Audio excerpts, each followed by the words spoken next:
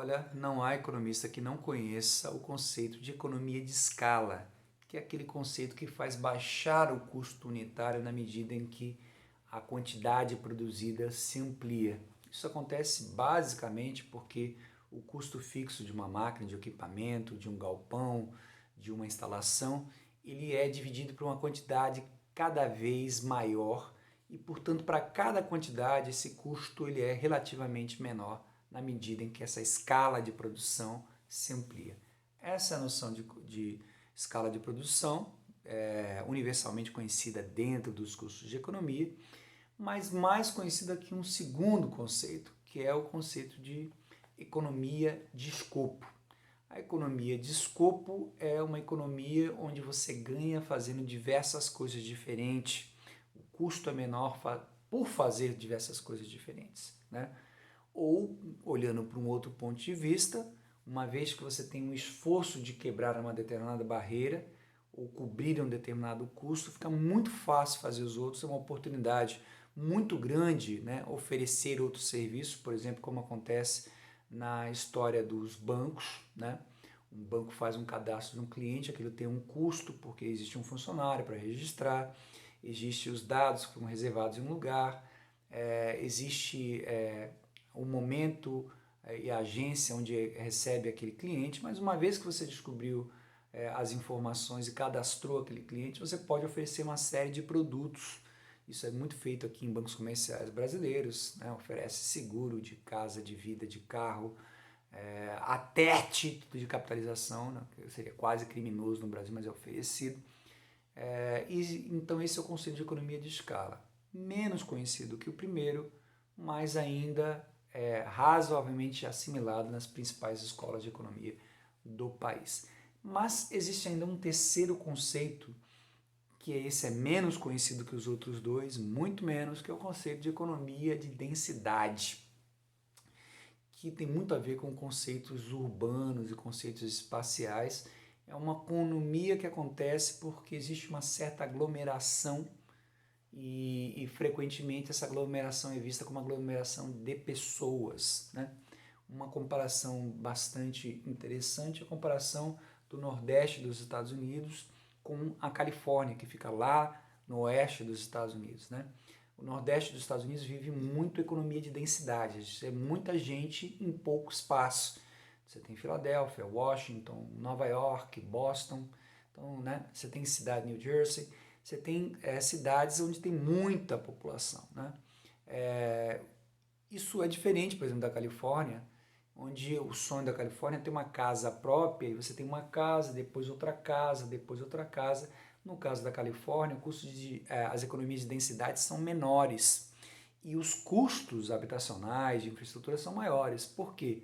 Porque como cada casa fica ao lado da outra, para você cobrir, por exemplo, 100 pessoas, você tem que passar por, digamos, 40 casas, 50 casas, né? E então essa infraestrutura de energia, de rua, de saneamento, ela se estende para uma área muito maior. Quando você tem uma economia de densidade como a Filadélfia, Nova York, New Jersey e por aí vai, né, no Nordeste dos Estados Unidos, você tem um prédio só que num lugar, ali moram 3 mil pessoas, né? Então você criou uma infraestrutura, já está atendendo 3 mil pessoas. Portanto, na economia de Nova York, New Jersey, Filadélfia, etc., né, concorrem com mais economias de densidade do que a Califórnia. O custo de infraestrutura nesses lugares é menor do que na Califórnia, onde a economia de densidade é menor.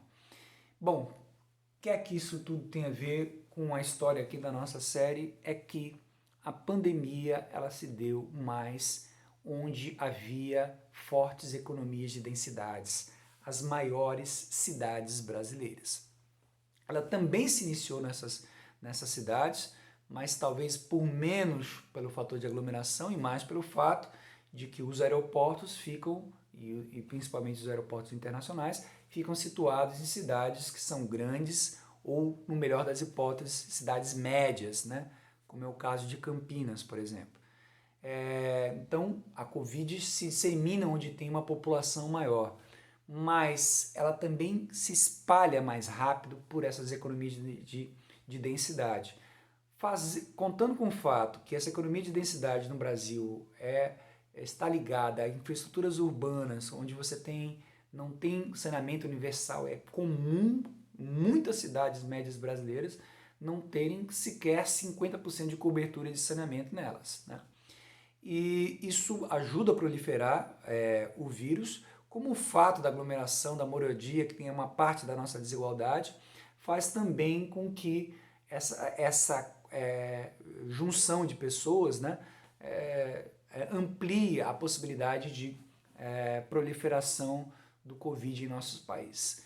Nós fomos muito afetados pela subnotificação, porque na hora que nós começamos a fazer mais testes, algumas cidades, né, como São Paulo, estavam atingindo o seu platô e nós começamos a ver um crescimento mais forte no interior, onde tem uma economia de densidade menor. Mas ele foi atingido mais tardiamente, ele teria mais chances urbanas de se defender, mas incrivelmente, com tudo que aconteceu no mundo e com o que está acontecendo no Brasil, ainda assim as pessoas, né, que teriam mais chances de se afastar uma das outras, pelo comportamento que é tão comum às cidades grandes como cidades pequenas, acabaram contribuindo para que a Covid também se proliferasse onde as densidades eram menores, mais tardiamente, né, quando comparadas às cidades de maior porte. Então é por isso aí, ficamos por aqui nesse momento da série do Canal em Tempo, onde nós estamos tratando economia e pandemia, dessa vez explorando um pouco o conceito de economia de densidade. Pessoal, até outras. Um abraço.